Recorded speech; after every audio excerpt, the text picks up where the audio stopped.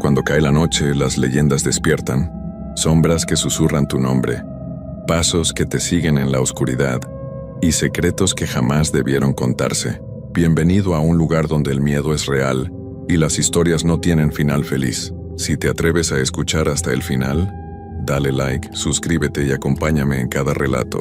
Hay personas que entran a nuestras vidas bajo el pretexto de ayudar, de estar ahí cuando más las necesitamos, y las aceptamos porque parecen tener buenas intenciones, porque ofrecen su apoyo justo cuando estamos más vulnerables. Pero a veces, detrás de esa máscara de bondad, se esconde algo muy diferente. Algo que espera pacientemente el momento adecuado para revelar su verdadera naturaleza. Y cuando lo hace, cuando finalmente vemos lo que realmente es, ya es demasiado tarde. El daño ya está hecho. Esta es mi historia. Mi nombre es Uriel y soy de Puebla. Y lo que voy a contar me ha dejado marcado para siempre. Me quitó lo que más amaba en este mundo y me dejó con preguntas que nunca tendré respuestas. Preguntas que me persiguen cada noche cuando cierro los ojos. Mi hijo nació en marzo. Se llamaba Mateo y era perfecto. Pequeño, rosado, con unos ojos que parecían verlo todo, aunque apenas estaba comenzando a conocer el mundo. Mi esposa Andrea y yo estábamos completamente enamorados de él. Era nuestro primer hijo y queríamos hacer todo bien. Los primeros días en casa fueron difíciles. Como todos los padres primerizos, estábamos agotados. Mateo lloraba mucho por las noches. Ni Andrea ni yo dormíamos más de 2 horas seguidas. El cansancio comenzaba a afectarnos. Nos volvimos irritables, olvidadizos, desesperados por una noche completa de sueño. Fue entonces cuando la madre de Andrea ofreció mudarse con nosotros temporalmente para ayudar. Doña Remedios era una mujer de 65 años, viuda desde hacía 10. Vivía sola en un pueblo cercano, y según Andrea, estaría feliz de venir a cuidar a su nieto. Yo no estaba completamente convencido. Siempre había algo en Doña Remedios que me ponía incómodo. La forma en que me miraba, como si estuviera evaluándome constantemente y siempre encontrándome insuficiente. Pero Andrea insistió. Es mi mamá, decía. Solo quiere ayudar. Y necesitamos la ayuda. Así que acepté. Doña Remedios llegó con 2 maletas grandes y se instaló en el cuarto de huéspedes. Desde el primer día dejó claro que ella sabía mejor que nosotros cómo cuidar a un bebé. Que había criado a 4 hijos sola y que sabía exactamente lo que Mateo necesitaba. Comenzó a tomar control de todo. Decidía cuándo debíamos alimentar a Mateo, cómo debíamos cargarlo, dónde debía dormir. Andrea la dejaba hacer porque confiaba en ella. Yo trataba de no interferir porque no quería causar problemas en mi matrimonio. Pero había cosas extrañas que comenzaron a pasar desde que Doña Remedios llegó. Las primeras noches yo escuchaba pasos en la cocina. Eran cerca de las 3 de la madrugada. Pasos lentos, arrastrándose por el piso de azulejos. Al principio pensé que era Doña Remedios levantándose por agua o algo así, pero una noche bajé a revisar. La cocina estaba vacía, las luces apagadas. No había nadie ahí. Fui al cuarto de huéspedes y asomé la cabeza. Doña Remedios estaba en su cama, aparentemente dormida, respirando profundamente. Tal vez me lo imaginé, pensé. El cansancio me está haciendo escuchar cosas, pero los pasos continuaron. Cada noche, siempre a la misma hora, siempre el mismo sonido de algo arrastrándose por la cocina. Y luego Mateo comenzó a enfermarse. Al principio eran cosas pequeñas. Estaba más irritable de lo normal. Lloraba más. No quería comer bien. El pediatra dijo que probablemente era cólico, que era normal en bebés tan pequeños, pero empeoró. Mateo comenzó a perder peso. Su piel, que había sido rosada y saludable, comenzó a verse pálida. Tenía ojeras debajo de sus ojos, como si no estuviera durmiendo bien, aunque dormía más horas de las normales. Lo llevamos al doctor repetidamente. Le hicieron análisis de sangre, revisiones completas. Los doctores no encontraban nada malo. Todo parecía estar bien en papel, pero cualquiera que viera a Mateo podía notar que algo estaba muy equivocado. El bebé, que había sido activo y curioso, se volvió letárgico. Apenas se movía. Cuando lloraba, el sonido era débil, como si no tuviera energía ni para eso. Andrea estaba desesperada. Pasaba horas llorando, preguntándose qué estábamos haciendo mal.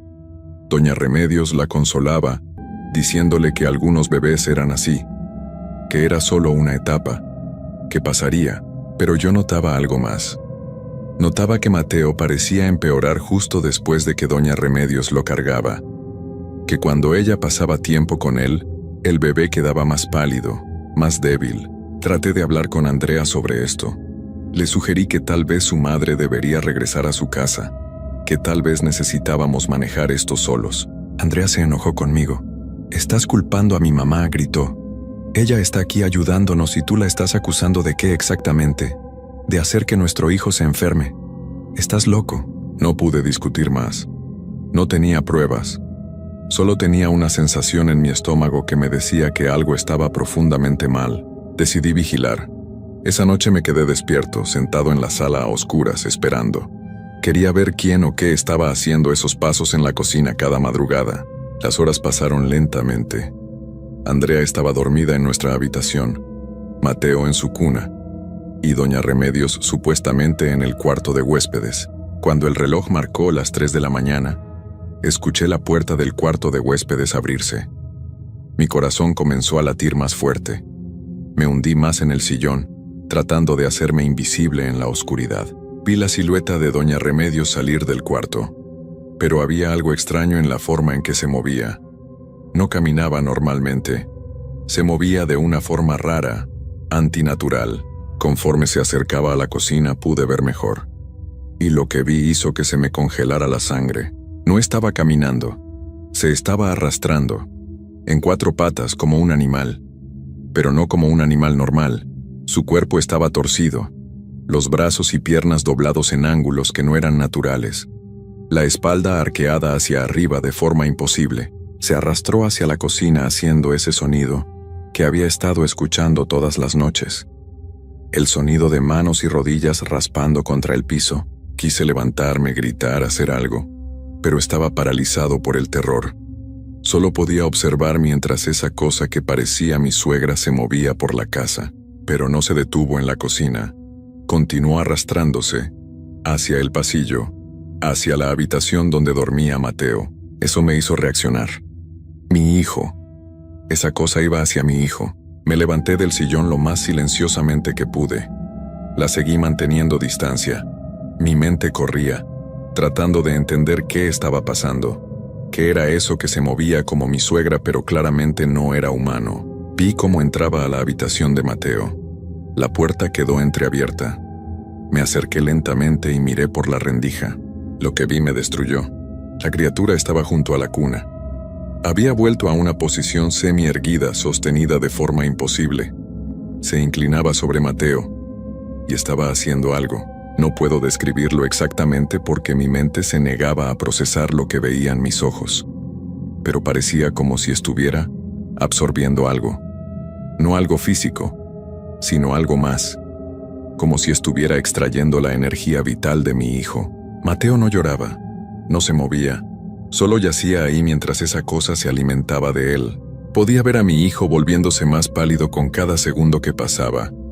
Sus mejillas hundiéndose, sus labios tomando un tono azulado, y la criatura.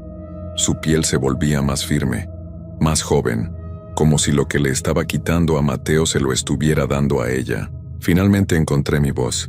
«Aléjate de él», grité empujando la puerta. La criatura volteó hacia mí, y vi su rostro. Era el rostro de Doña Remedios, pero había algo horrible en él. Los ojos brillaban con una luz que no era natural. La boca estaba abierta demasiado, mostrando dientes que parecían más afilados de lo que deberían ser. Me sonrió. Una sonrisa que nunca olvidaré. Una sonrisa que no tenía nada de humano. Corrí hacia la cuna, empujando a la criatura fuera del camino. Tomé a Mateo en mis brazos, y mi mundo se derrumbó. Mateo estaba frío. Demasiado frío. No se movía. No respiraba. Sus ojos estaban abiertos pero vacíos, mirando hacia la nada. No, susurré. No, Mateo, despierta, por favor, mi amor, despierta. Detrás de mí, escuché una risa. Me di vuelta. La criatura estaba ahí, de pie ahora, mirándome. Y mientras la miraba, comenzó a cambiar. El cuerpo se enderezó. La piel perdió ese tono enfermizo. Los rasgos se suavizaron. En segundos, doña Remedios se veía normal de nuevo, como si nada hubiera pasado, excepto por esa sonrisa. Esa maldita sonrisa. Gracias por el regalo, dijo con voz tranquila. Tu hijo tenía tanta vida en él, tanta energía dulce y fresca. Me ha dado años, tal vez décadas. ¿Qué eres?, grité, sosteniendo el cuerpo sin vida de mi hijo contra mi pecho. Soy lo que siempre he sido, respondió. Lo que mi madre fue, y su madre antes que ella. Nos alimentamos de los jóvenes, de los inocentes, de los que tienen toda la vida por delante. Y tu hijo era perfecto. Lo vas a pagar, dije con lágrimas corriendo por mi rostro. Voy a decirle a todo mundo lo que eres. Voy a hacer que te encierren. Ella se rió.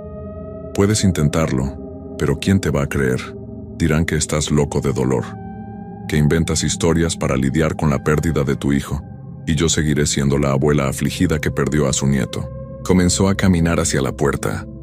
Creo que es momento de que me vaya. Ya no tengo nada más que hacer aquí. No te voy a dejar ir, grité, pero cuando intenté moverme, mis piernas no respondieron. Era como si algo me mantuviera pegado al suelo. Solo podía observar mientras ella salía de la habitación. La escuché moverse por la casa. Escuché la puerta principal abrirse. Y luego silencio. Finalmente pude moverme. Corrí hacia la puerta principal. Estaba abierta de par en par. Salí a la calle, mirando en todas direcciones. Doña Remedios había desaparecido. Completamente. Como si se la hubiera tragado la noche. Los gritos de Andrea me trajeron de vuelta. Había despertado con mis gritos. Cuando vio a Mateo en mis brazos, cuando vio que no respiraba, su grito fue desgarrador. Llamamos a emergencias. Los paramédicos llegaron rápido, pero ya no había nada que hacer. Mateo había partido. Oficialmente, dijeron que fue muerte de cuna, que a veces los bebés simplemente dejan de respirar sin razón aparente. Andrea se derrumbó. La tuvieron que sedar. Los días siguientes fueron borrosos. El funeral, la gente ofreciendo condolencias, palabras vacías que no significaban nada. Traté de encontrar a doña Remedios. Fui a su casa en el pueblo. Estaba vacía. Los vecinos dijeron que no la habían visto en semanas. Reporté su desaparición a la policía. Investigaron, pero no encontraron nada. Era como si nunca hubiera existido. Andrea nunca me creyó cuando le conté lo que vi. Pensó que el dolor me había vuelto loco, que estaba buscando a alguien a quien culpar. Nuestro matrimonio no sobrevivió. Nos divorciamos 6 meses después, y yo quedé solo, con mis recuerdos, con mis pesadillas, con el conocimiento de que hay cosas en este mundo que se alimentan de la inocencia, que toman lo más preciado que tenemos y nos dejan vacíos. Nunca volví a saber de doña Remedios. Nunca la encontraron. A veces me pregunto si sigue ahí afuera, buscando otra familia, otro bebé del cual alimentarse. Y no puedo hacer nada para detenerla, porque nadie me cree, porque para todos solo soy un padre que perdió a su hijo y que inventó una historia imposible para lidiar con el dolor. Pero yo sé la verdad, y esa verdad me persigue cada día, cada noche, para siempre. Historia 2. Hay advertencias que las madres se cuentan entre sí en voz baja, rituales que se siguen sin cuestionar porque han sido transmitidos por generaciones. En los pueblos antiguos de México, donde las tradiciones son más fuertes que la razón, hay reglas sobre cómo proteger a los recién nacidos, reglas que parecen supersticiones hasta que algo terrible pasa y entiendes que existían por una razón. Esta es mi historia. La historia de cómo ignoré esas advertencias porque pensé que vivíamos en tiempos modernos. De cómo mi orgullo y mi incredulidad me costaron lo más preciado que tenía. Soy Elvira y lo que voy a contar destruyó mi vida para siempre. Nací y crecí en un pueblo pequeño de Zacatecas, en una región montañosa donde los cerros rodean las casas como guardianes silenciosos. Me fui a estudiar a la ciudad cuando tenía 18 años. Regresando solo para las fiestas. Me casé con Roberto, un hombre de la ciudad, y durante años vivimos en Guadalajara. pensé que nunca regresaría al pueblo de forma permanente, pero cuando Roberto perdió su trabajo y yo quedé embarazada al mismo tiempo, las cosas cambiaron. No podíamos pagar la renta en la ciudad. Mi madre, que vivía sola en el pueblo después de que mi padre falleciera, nos ofreció quedarnos con ella hasta que nuestra situación mejorara. Regresé al pueblo embarazada de 8 meses. La casa de mi madre estaba en las afueras, cerca de donde comenzaba la subida al cerro principal. Era la misma casa donde había crecido. Una construcción de adobe con techo de teja, 2 habitaciones, una cocina y un patio trasero desde donde se veía perfectamente el cerro. Mi hija Sofía nació un martes de octubre. Fue un parto difícil que duró casi 20 horas. La partera del pueblo, Doña Luz, me ayudó. Cuando finalmente Sofía llegó al mundo con un llanto fuerte y saludable, sentí un amor tan intenso que me asustó. Era perfecta. Pequeña, con ojos oscuros y un mechón de cabello negro. Pesaba 3 kilos exactos. Doña Luz la limpió, la envolvió en una cobija y me la puso en los brazos. «Es hermosa», dijo Doña Luz con una sonrisa, pero luego su expresión se volvió seria. «Elvira, hay cosas que debes hacer para protegerla, especialmente las primeras semanas». «¿Qué cosas?», pregunté agotada pero feliz. «Debes poner tijeras de metal bajo su cuna todas las noches, abiertas formando una cruz. Debes colgar un listón rojo en su ventana, y nunca, nunca dejes la ventana abierta de noche». Mi madre, que estaba presente, asintió seriamente. «Es importante, Elvira. Las brujas rondan el cerro buscando bebés recién nacidos, pero no pueden cruzar el metal. Las tijeras las detienen». Quise reírme. Había vivido en la ciudad durante años. Había estudiado. Sabía que las brujas no existían. Eran solo cuentos para asustar a los niños. «Mamá, con todo respeto, esas son supersticiones», dije. «Estamos en el siglo XXI, no hay brujas». Mi madre y Doña Luz intercambiaron miradas preocupadas. «Elvira, no seas tonta», dijo mi madre. «Sé que has vivido en la ciudad y piensas que sabes más que nosotras. Pero este pueblo es viejo. Hay cosas aquí que no cambian con el tiempo. Hazme caso. Pon las tijeras». «Mamá, no voy a poner tijeras bajo la cuna de mi hija, es ridículo». Roberto, que había estado callado, intervino. «Elvira, tal vez deberíamos hacerlo. No cuesta nada y si hace feliz a tu mamá». «No», dije con firmeza. «No vamos a llenar la cabeza de Sofía con supersticiones desde que nace. Se acabó esa época». Mi madre trató de insistir, pero yo no cedí. Estaba cansada, hormonal y convencida de que tenía razón. Las tijeras se quedaron en el cajón de la cocina. Las primeras noches con Sofía fueron maravillosas y agotadoras a la vez. Se despertaba cada 2 o 3 horas para comer. Roberto y yo nos turnábamos para atenderla. Mi madre ayudaba durante el día para que pudiéramos descansar. La habitación que le habíamos preparado a Sofía era la que había sido mía de niña. Tenía una ventana que daba al patio trasero y, más allá, hacia el cerro. Durante el día dejaba la ventana abierta para que entrara aire fresco. Por las noches la cerraba, no por las advertencias de mi madre, sino simplemente porque hacía frío. Fue en la 5ª noche cuando vi la primera luz. Eran como las 11 de la noche. Acababa de alimentar a Sofía y la había acostado en su cuna. Estaba por cerrar la ventana cuando algo en el cerro captó mi atención. Una luz, pequeña del tamaño de una linterna flotando en la ladera del cerro. Brillaba con un tono amarillento, moviéndose lentamente de un lado a otro. «Qué raro», pensé. Tal vez alguien caminando por el cerro con una lámpara.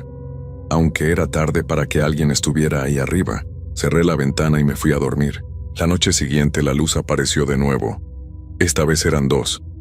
Flotaban en diferentes partes del cerro, moviéndose en patrones que parecían deliberados, como si estuvieran buscando algo. Le mencioné las luces a mi madre durante el desayuno. Su rostro se puso pálido. «¿Luces en el cerro? ¿De qué color?» «Amarillas, como linternas pequeñas». Mi madre dejó su taza de café con manos temblorosas. «Elvira, esas no son linternas, son las brujas. Vuelan por el cerro en forma de bolas de fuego buscando casas con bebés recién nacidos». «Mamá, por favor», dije exasperada. «Son solo personas con linternas, o tal vez reflejos de algo». «No son reflejos. insistió ella. Toda mi vida he visto esas luces. Todos en el pueblo las han visto.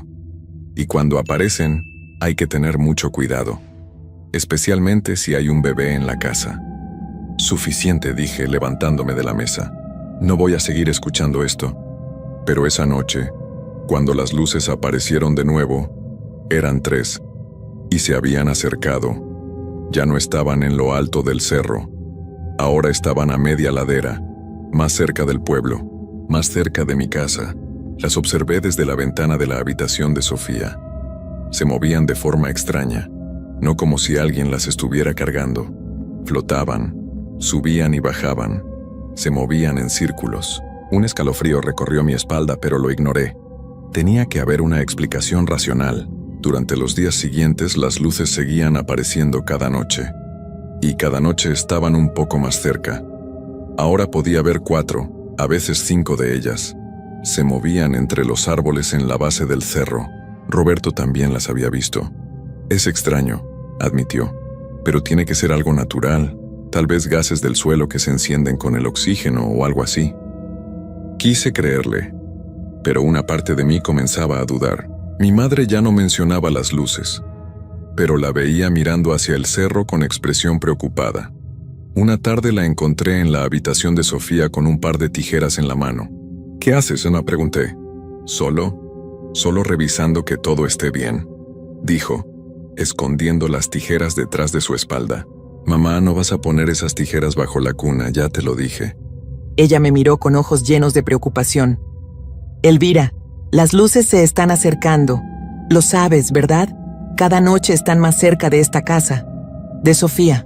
Son solo luces, no significan nada. Por favor, suplicó mi madre. Por favor, solo pon las tijeras por si acaso. ¿Qué daño puede hacer? Debí haberla escuchado.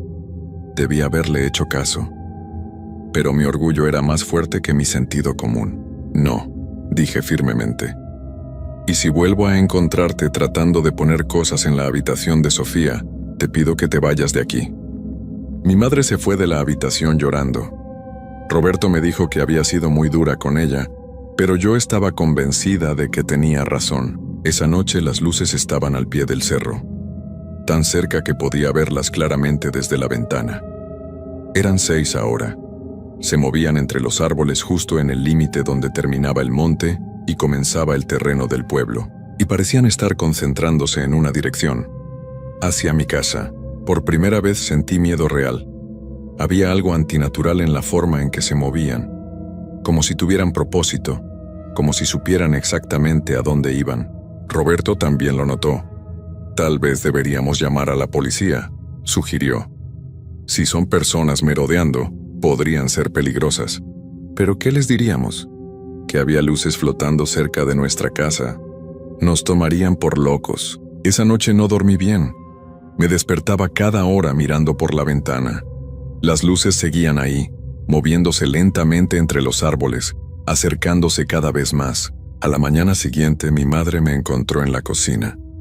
Tenía ojeras profundas de no dormir. ¿Las viste, verdad?, preguntó suavemente. ¿Las viste acercarse? Asentí sin poder negarlo más.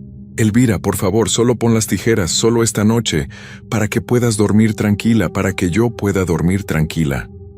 Miré a mi madre. Vi el miedo genuino en sus ojos, el amor que sentía por su nieta. Y finalmente, mi resistencia se quebró. Está bien, dije. Pondré las tijeras, pero solo para que dejes de preocuparte. El alivio en su rostro fue inmediato. Fue al cajón de la cocina y sacó un par de tijeras grandes de metal. Me las entregó como si fueran un tesoro. Ábrelas en forma de cruz y ponlas bajo el colchón de la cuna. Y cierra bien la ventana esta noche, por favor. Página 2. Esa tarde, después de acostar a Sofía para su siesta, coloqué las tijeras bajo el colchón de su cuna. Me sentí ridícula haciéndolo, pero si eso hacía feliz a mi madre y me permitía dormir mejor, valía la pena. Revisé que la ventana estuviera bien cerrada. El seguro estaba puesto, todo en orden. Cuando cayó la noche, esperé con ansiedad. Sabía que las luces aparecerían. Lo habían hecho todas las noches durante las últimas 2 semanas, y efectivamente aparecieron. Pero esta vez eran diferentes, eran más brillantes. más grandes, y eran 7. Todas se movían en la misma dirección, hacia mi casa. Las observé desde la ventana de la sala, mi corazón latiendo con fuerza. Se acercaban más de lo que nunca habían estado. Cruzaron el límite del monte y entraron al área del pueblo. Flotaban a unos 2 metros del suelo, moviéndose entre las casas. No hacían ruido, solo ese brillo amarillento enfermizo que las hacía destacar en la oscuridad. Roberto estaba a mi lado también mirando. «Esto no es normal», susurró. «Elvira, esto definitivamente no es normal». Las luces se movían por la calle, acercándose. Algunas casas encendían sus luces cuando las veían pasar. Podía escuchar perros ladrando en la distancia, y entonces, una de las luces se separó del grupo. Comenzó a moverse directamente hacia nuestra casa. «Cierra las cortinas», dije, mi voz temblando. «Cierra todas las cortinas». Roberto y yo corrimos por la casa cerrando todas las cortinas y apagando las luces. Mi madre salió de su habitación con expresión aterrada. «¿Las viste?», preguntó. «Una viene hacia acá», dije. «Sofía», dijo mi madre. «Tenemos que revisar a Sofía». Corrimos a su habitación. Ella dormía pacíficamente en su cuna, ajena a todo. La ventana estaba cerrada como la había dejado. Las cortinas corridas. «Las tijeras están ahí, ¿verdad?», preguntó mi madre. «Sí, las puse como dijiste». Nos quedamos en la habitación de Sofía los 3 juntos, esperando. Podíamos ver el brillo de la luz a través de las cortinas. Estaba afuera, en nuestro patio. Se movía alrededor de la casa. Podíamos verla pasar por cada ventana, un brillo amarillo que se filtraba a través de las cortinas, dando vueltas, buscando. Entonces se detuvo, justo afuera de la ventana de la habitación de Sofía. El brillo se intensificó. Era como si la luz estuviera presionándose contra el cristal, tratando de entrar. Mi madre comenzó a rezar en voz baja. Roberto me tomó de la mano. Yo solo podía mirar la ventana conteniendo la respiración. Pasaron minutos que parecieron horas. La luz permanecía ahí presionando, buscando una forma de entrar, y entonces lentamente comenzó a alejarse. El brillo disminuyó.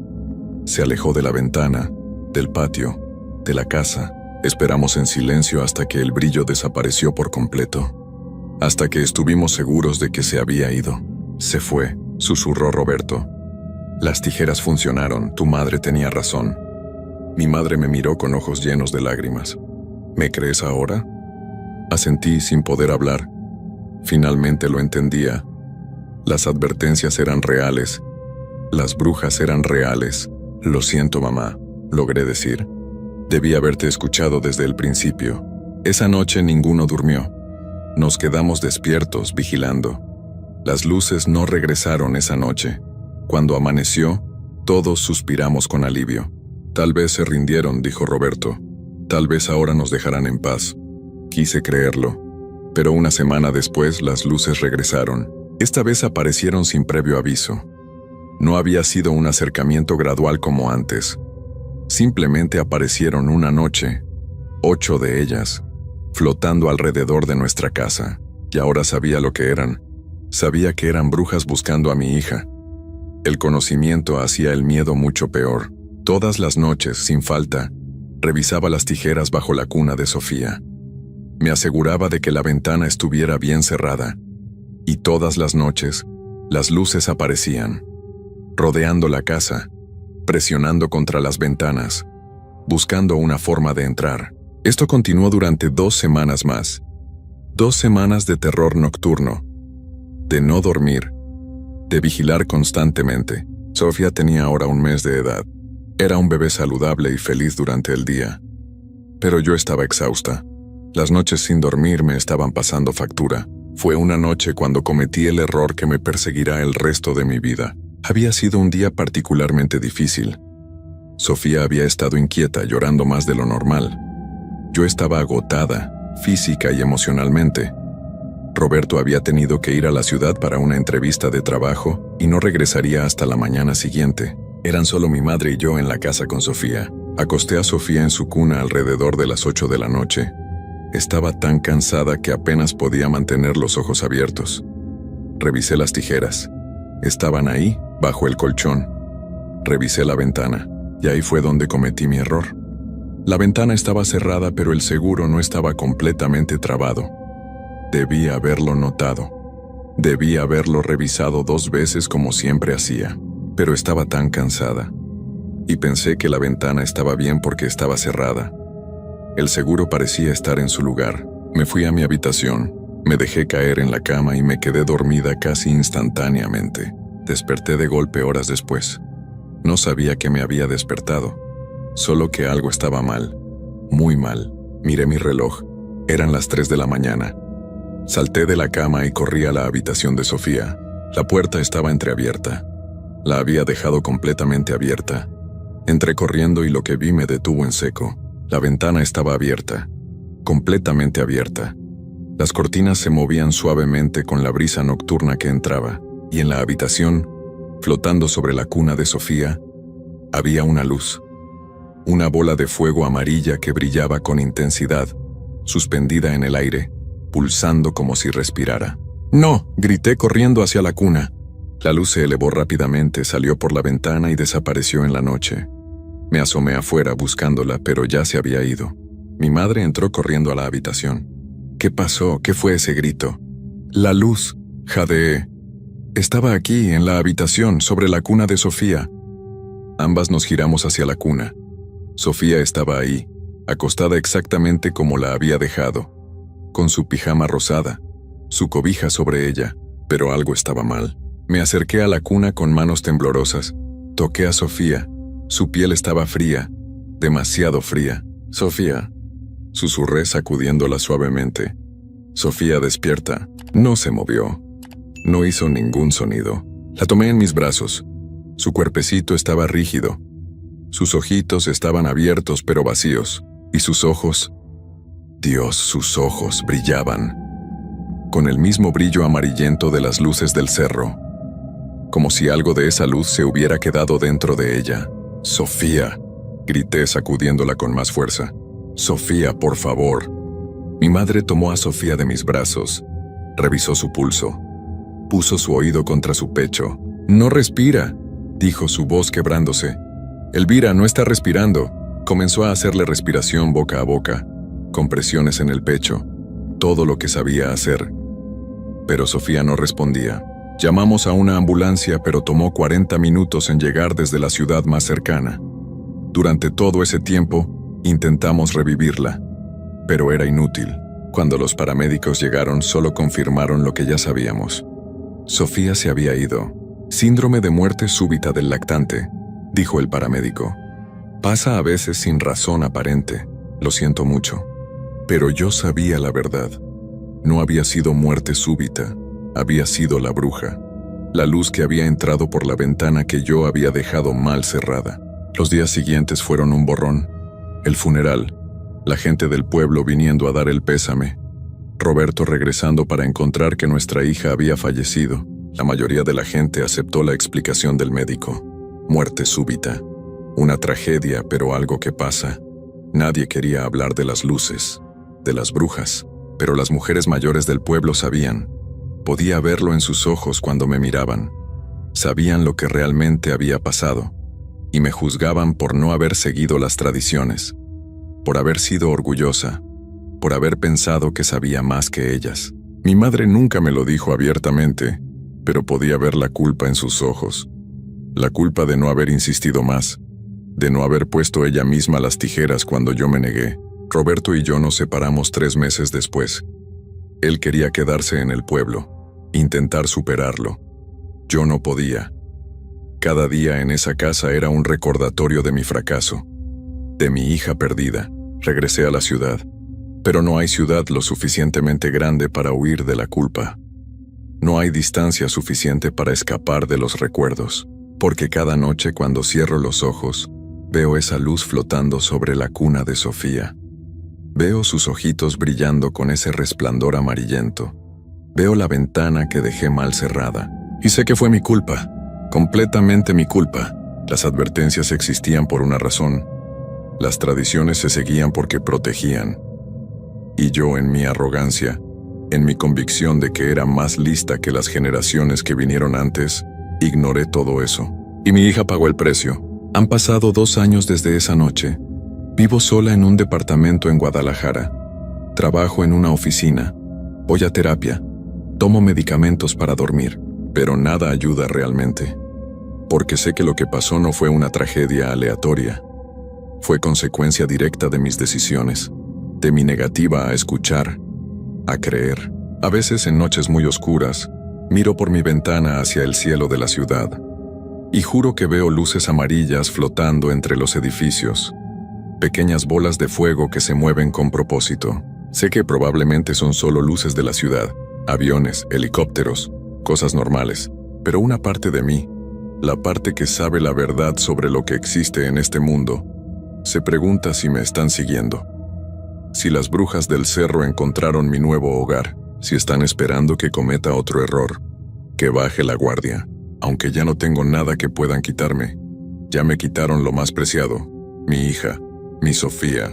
Vivo ahora con ese vacío, con ese dolor que nunca sanará, con el conocimiento de que hay cosas en este mundo que van más allá de lo que la razón puede explicar, y con la certeza de que cuando las generaciones anteriores nos advierten, cuando nos dicen que sigamos ciertas reglas, es porque esas reglas fueron escritas con sangre, con pérdidas, con dolor. Esta es mi historia.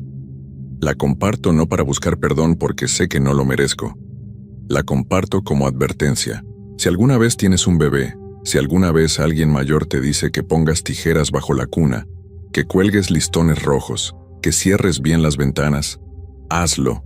No cuestiones, no dudes, porque hay cosas peores que la muerte. Y una de ellas es vivir sabiendo que tu hija murió por tu culpa, por tu orgullo, por tu negativa a creer.